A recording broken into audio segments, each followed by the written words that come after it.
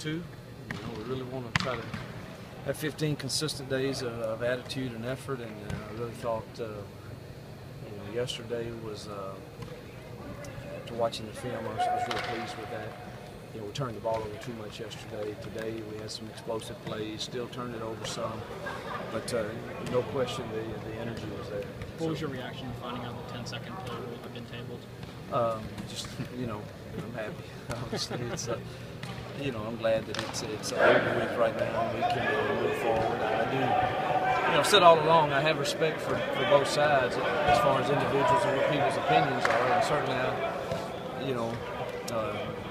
disagree with the other side. But now that it's over, I hope the right thing to do is what they did, is table it, and then if that's really important to get it changed to people, let's have some great dialogue that involves the entire membership, and whatever happens from that point, I think we would all have to live with. I don't see myself changing my view, and I'm sure they're not going to change theirs, and we can respect that. But it's just the way, I think the right thing was done because we didn't get to vet it out. Like, a decision is going to change our game. It deserves that much attention and everybody's input.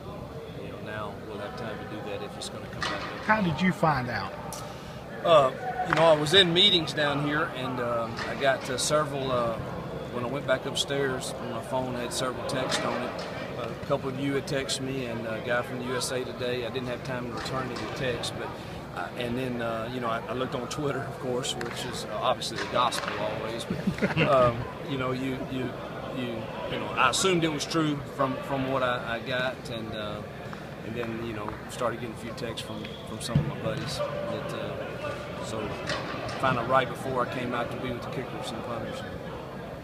Hugh, as you get ready for your third year, what's the most important thing to keep this ball rolling, if you will, into what you're trying to do here?